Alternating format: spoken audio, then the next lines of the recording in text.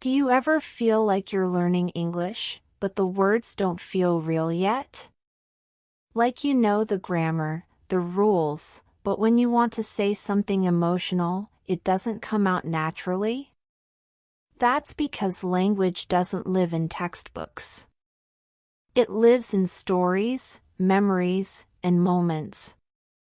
One of the best ways to learn English is through stories. They help you feel the language, not just study it. If you're ready to speak with feeling, like this video, leave a comment and subscribe to TalkNative. The wind was gentle that day. The sky above was filled with quiet clouds. Nora walked through the old neighborhood, not knowing why her steps had brought her back. Maybe it was the weather, maybe a feeling she couldn't name. She hadn't been there in over 10 years. She turned a corner and saw the small iron gate, still crooked, still painted green. The park looked smaller now, older, more faded. The paint on the swings had peeled, the benches were worn, and the trees had grown taller, heavier. Nora entered slowly. Her boots crunched on fallen leaves. The park was mostly empty. A man walked his dog near the edge, a couple sat silently by the trees. It was quiet, but not silent. The kind of quiet that lets your thoughts grow loud. She stood near the old sandbox, staring at it. A place once full of voices, laughter, and tiny arguments over plastic shovels. She used to come here almost every day when she was little. Back when her mother worked late, and her grandmother would bring her after school. Without thinking, she sat on the same bench where they used to sit. It was cold, and her hands stayed deep in her coat pockets. Then, she heard it. A child's voice, behind her, light and surprised. "You came back!"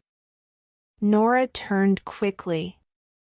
A little boy, no older than 6, stood near the swings.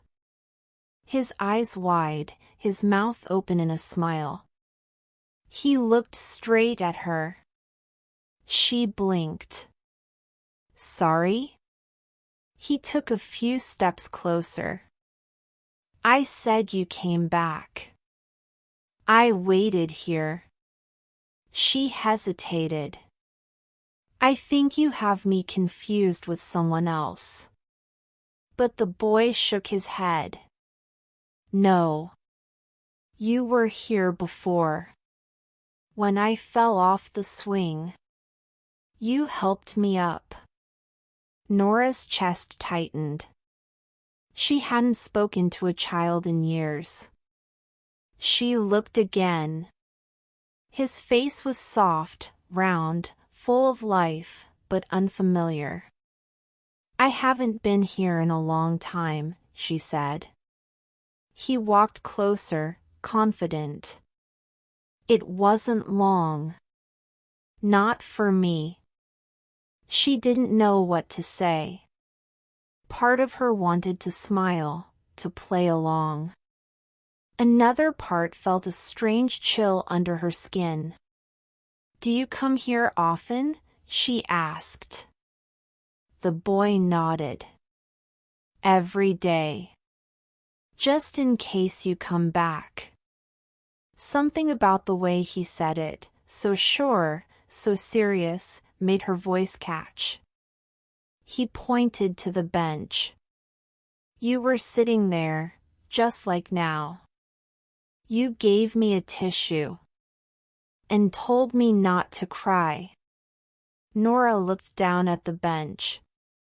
Her hand brushed against a small scratch on the wood, letters carved into the surface. She remembered now. She had helped a little boy here once. He'd scraped his knee and started to cry. She was 16.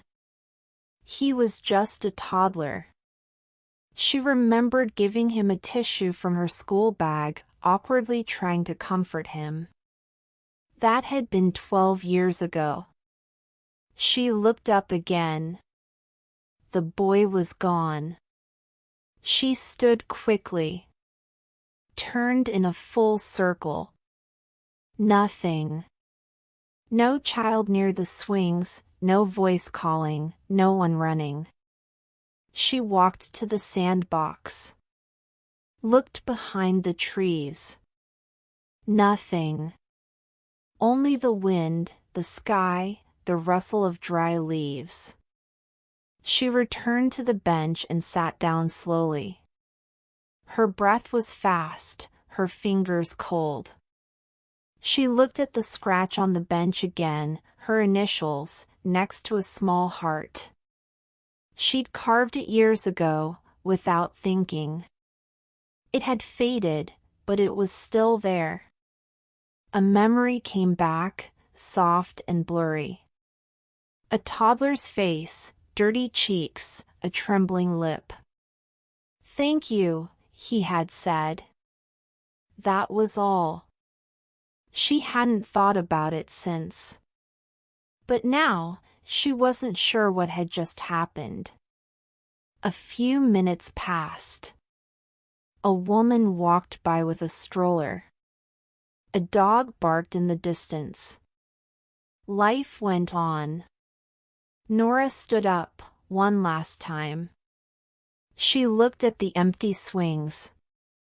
And then she smiled, just a little. Maybe he was real. Maybe he wasn't. But something had waited for her there. And something inside her had returned. In today's story, we practiced emotional phrases like "you came back," "I waited here," and "she looked again." These are the kinds of expressions that carry feelings and memory, exactly what makes English more than just words. We also saw how the past simple and past perfect can help tell stories that blur time, like she had helped a little boy or she remembered giving him a tissue. We upload daily stories to help you feel, speak, and live in English the way native speakers do. Like the video, subscribe to TalkNative, and tell us in the comments, have you ever felt like time folded over itself? See you in the next video.